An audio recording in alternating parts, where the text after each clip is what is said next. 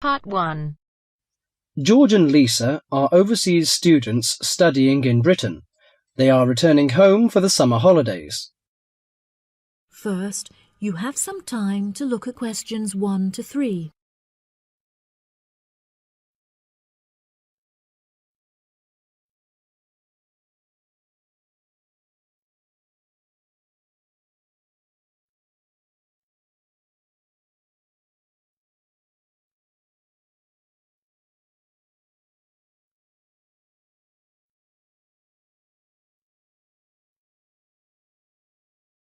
That'll be $23. Right, there's your change. Have a nice trip. Oh, I'll just get your bags out of the boot. Thank you very much. Now, George, let's find the check-in desk. Yes, but with all the changes they have made here at the airport, I'm not sure where the check-in desk is. I know, it's strange, isn't it? Why don't we ask for help? Good idea. What about that man sitting down over there? Which one? The one with the hat on and in the trolley? No, the one with the uniform behind the table. I'll ask him. Excuse me, could you tell me where the check-in desk for France Air is, please? Oh, let me think. The best way to get there would be to turn left at the end there, where the cafe is, and then go straight ahead until you're opposite the departure gates entrance. Oh, no. Sorry. It might be quicker to turn right as soon as you get past the cafe, and keep going along the corridor until you come to the sliding doors at the end. On the left. Yes, that's it. All the check-in counters are in a hall there. I'm pretty sure France Air is directly to your left as you walk in the hall. Thanks a lot. So, it's the left past the cafe and then right opposite... The bookshop. You can't miss it. Come on then, Lisa. We don't want to be late, and I want some time to get a cup of coffee and look around the bookshop. OK, George, but I want to go to the restroom first. I'll meet you at the check-in desk.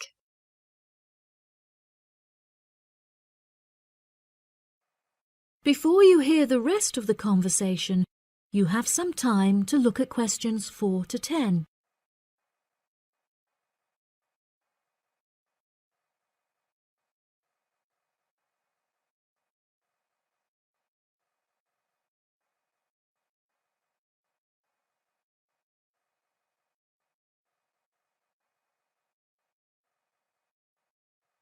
Now listen and answer questions 4 to 10.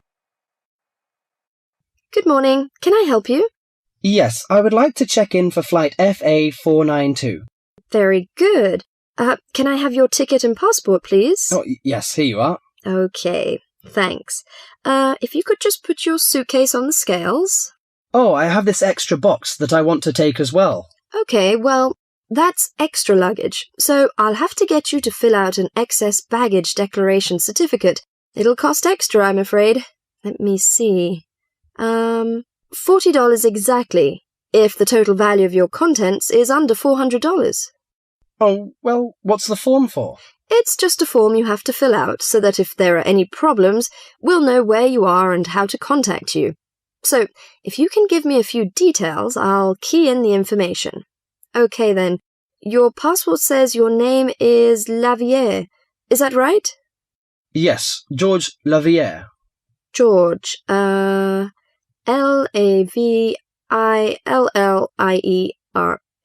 Good. Now, nationality. French? No, wait a minute. It's a Swiss passport. Well, yes, I live in France, but I was born in Switzerland. Swiss. Very good. Flight number FA492. Destination is... Paris. Are you connecting with any other flight in Paris, or will you be staying there? I'm spending my vacation in Paris. Well, Sèvres, just outside Paris. OK. So what's the phone number there? Let me think. The country code for France is 33, and the number is 198614537. Right, so that's 331-9861-4537. Yes, that's it. And can you tell me briefly what you have in the box? Well, there are some books, just university textbooks from last semester, some clothes, and, my computer disks. OK, thank you. And what would be the approximate value of the contents? Quite a bit, actually. About $150. That's all.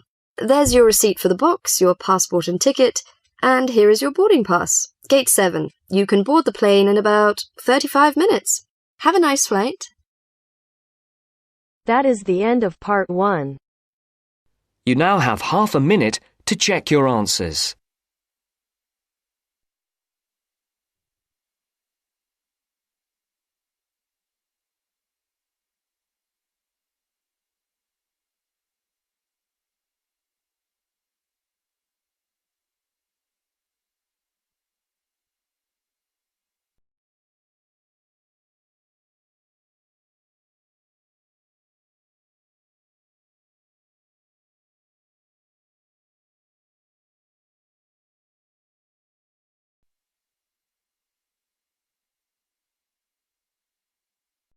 Now turns to part 2.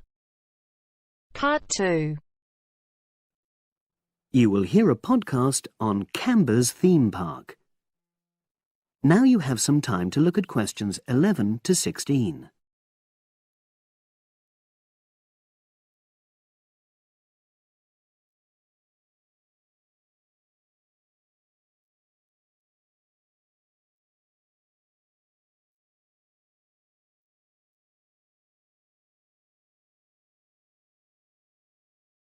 Now listen and answer questions 11 to 16.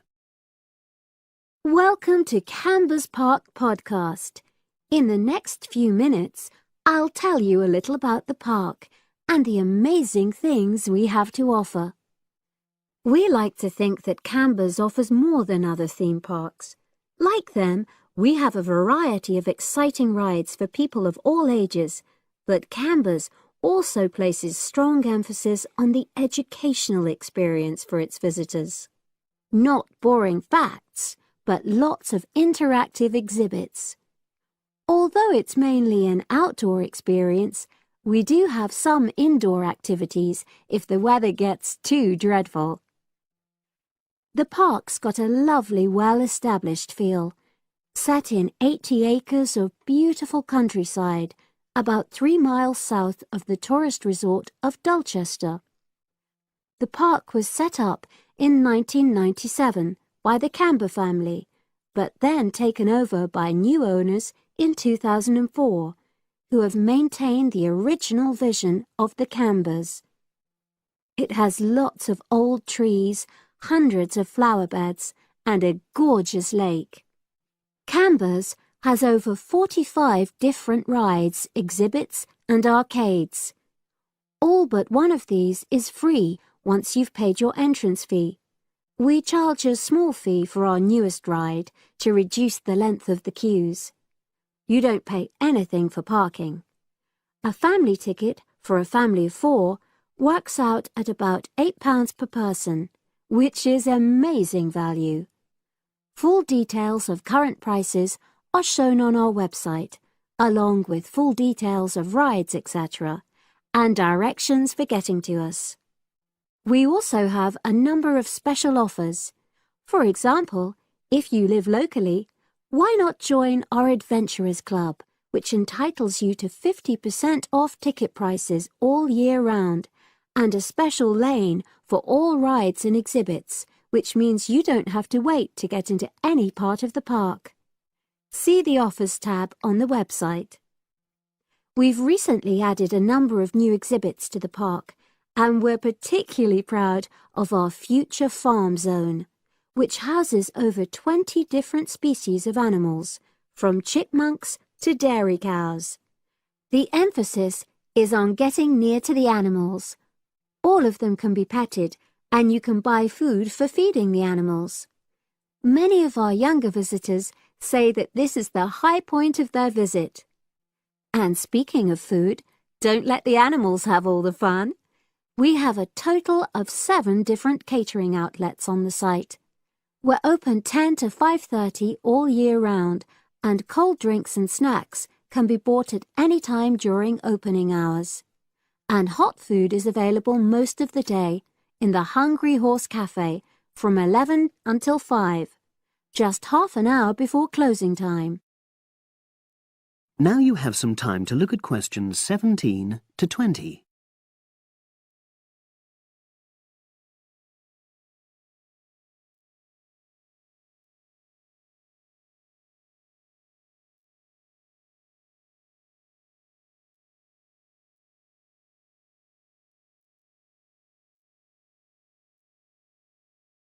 Now listen and answer questions 17 to 20. Now we want all our visitors to have an exciting time when they come to the park, but our first priority must be safety. Parents and guardians know their children's behaviour and capabilities, but here at the park we have set certain conditions for each of the rides to ensure that all visitors get the maximum enjoyment out of the experience and feel secure at all times. There are 4 major rides at the park. Our newest ride is the River Adventure, which is designed to reproduce the experience of whitewater rafting. No amount of protective clothing would make any difference, so only go on this ride if you're prepared to get wet. Children under 8 can go on this ride, but all under 16s must have an adult with them. Not all of our rides are designed for thrills and spills. Our Jungle Gym roller coaster is a gentler version of the classic Loop-the-Loop, specially created for whole family enjoyment, from the smallest children to elderly grandparents, suitable for all levels of disability and health conditions. Carriages have comfortable seating for up to 8 people with safety belts for each passenger, which must be worn at all times. Sit back and enjoy the scenery. One of the best established and most popular of Canberra's rides is the massive swoop slide. Whiz down the polished vertical slide 9 meters in height and scream to your heart's content. There are no age or height restrictions. Be careful though, you must have on long trousers so you won't get any speed burns. And then there's the famous Zip Go-Kart Stadium with 16 karts, 8 for single drivers and 8 for kids preferring to ride along with mum, dad or carer. Take part in high-speed races in our specially designed Formula One style karts, but no bumping other karts, please. All riders must be above 1.2 meters because they have to be able to reach the pedals, even in the shared karts. Full details of all safety features are available on our website at www.camberspark.com. So come and make a day of it at Canberra's theme park.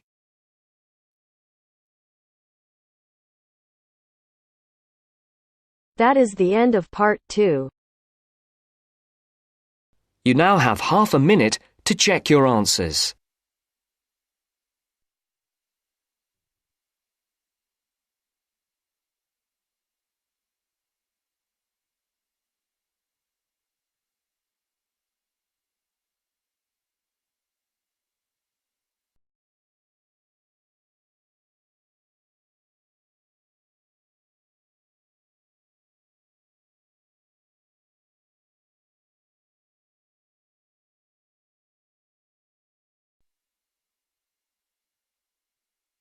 Now turns to part 3.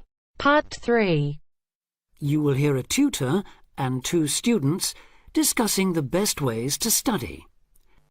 First, you have some time to look at questions 21 to 25.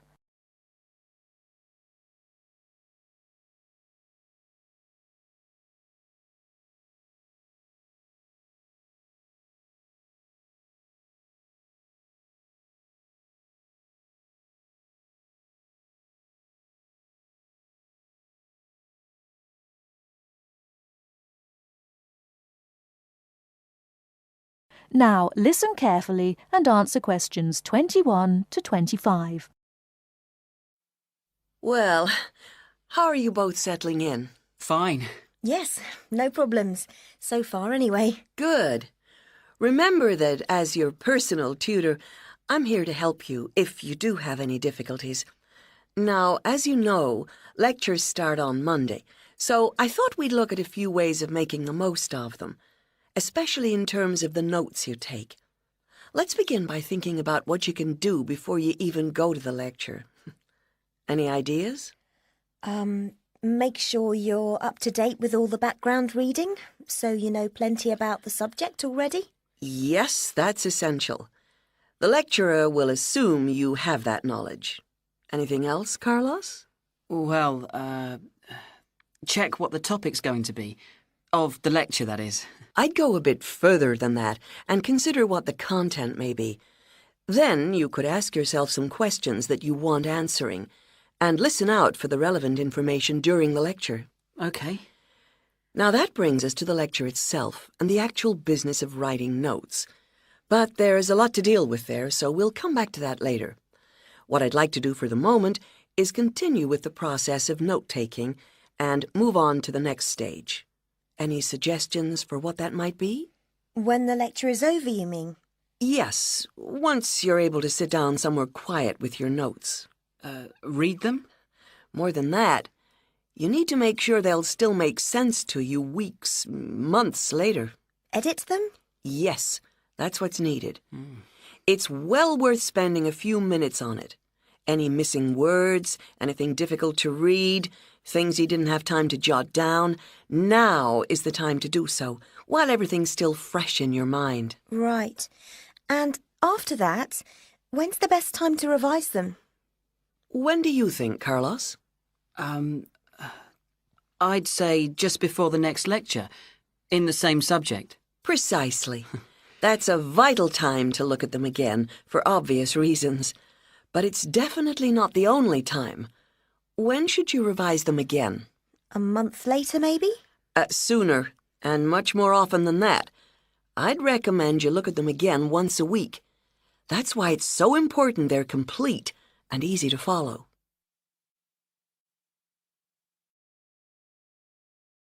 Before you hear the rest of the talk, you have some time to look at questions 26 to 30.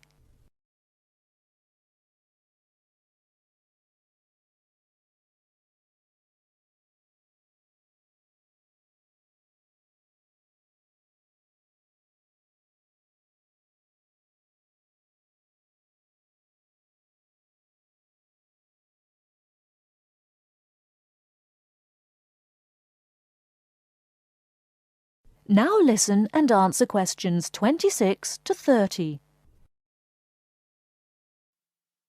Right. Let's go back to note-taking and begin with the basics before the lecture has even started. What should you do when you walk into the room? Get a good seat, at the front if you can, where you can hear clearly and avoid distractions. Yes, though obviously others will have had the same idea, so it's as well to get there a bit early.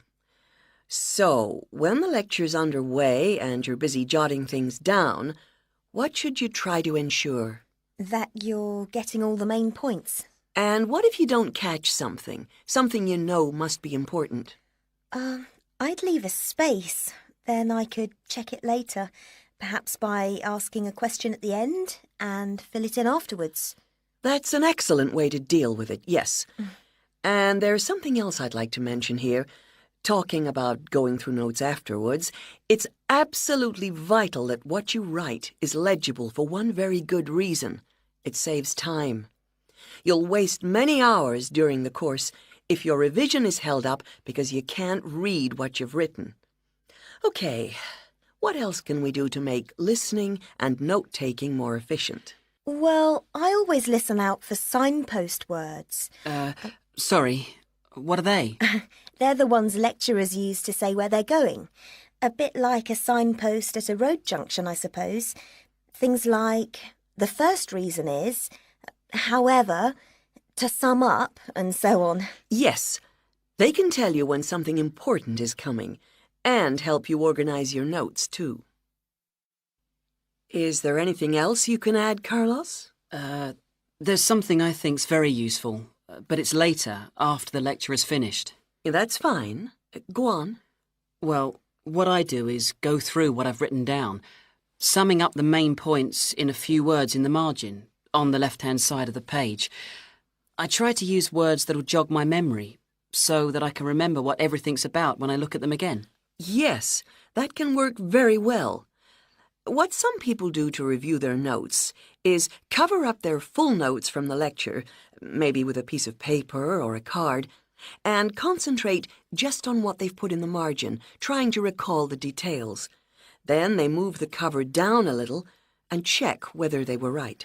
Or you could put your main points on another piece of paper and clip them together. Instead of covering and uncovering, you just hold a page in each hand. Sure. It's down to personal preference, really. Everyone has their own learning style. That is the end of part 3.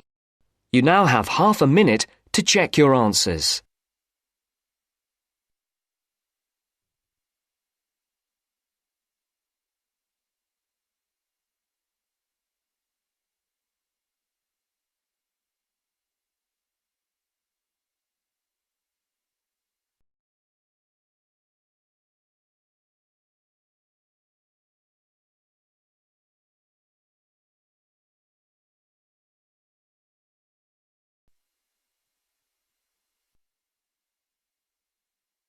Now turns to part 4. Part 4. You will hear part of a lecture about a place called Cuba Pedy. Listen carefully and answer questions 31 to 36.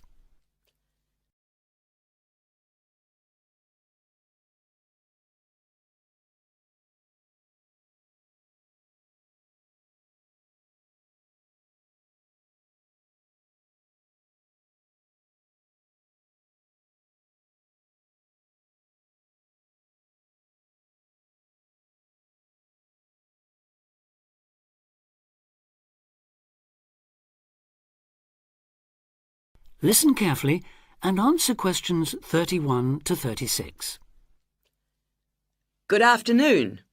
Today, we're continuing this series of talks on the development of the Australian outback with a look at Cuba Pedy, the desert town of opal mines and underground living, which lies 860 kilometres north of Adelaide and 690 south of Alice Springs.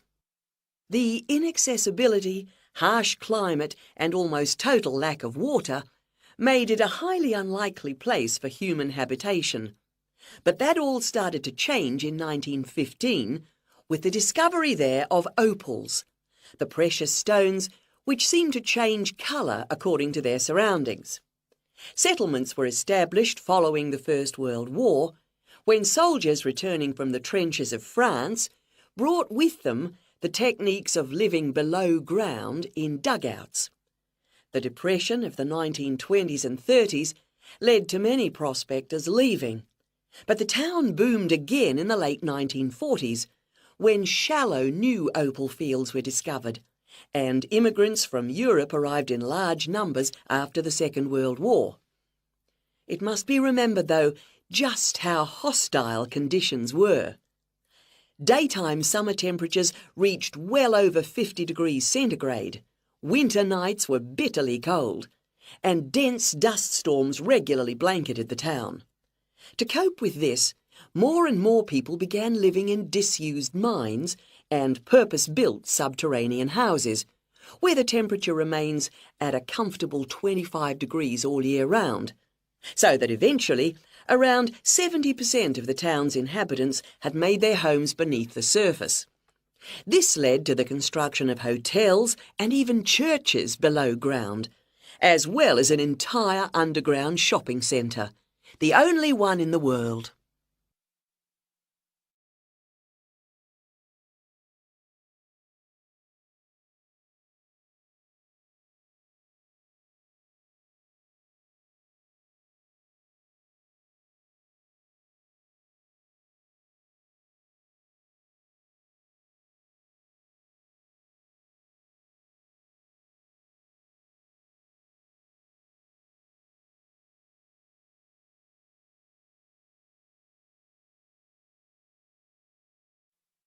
Now answer questions 37 to 40. Perhaps not surprisingly, This has now led to the emergence of a secondary industry, tourism. Increasing numbers of visitors come to see the tunnels and the caves with their ventilation shafts, the weird machines lying about in the town, and, just beyond it in the scorched red desert, the conical hills thrown up by the world's biggest opal mines. It's a logical stopping place for travellers too. The nearest town to Coober Pedy is Woomera, in the prohibited area once used for launching space rockets. But even that is an enormous distance away. Within the town itself, there are plenty of hotel rooms and a number of ethnic restaurants. Remember that Coober Pedy is one of the most multicultural places in Australia, with an estimated 45 nationalities represented, and its very own Opal Museum. A short distance from town, there's a section of the enormous barrier that runs thousands of kilometres across the country, the dingo fence, which is meant to keep these predatory wild dogs out of the sheep farming areas. Another attraction just outside town are the sets of various films made there, including Mad Max 3, as well as The Red Planet and Until the End of the World. Names that reflect the harshness of the terrain and temperatures there. The name Coober Pedy, incidentally, comes from an Aboriginal expression meaning white man's hole in the ground. Next, I'd like to go on to talk about Broken Hill, another mining town, but one that...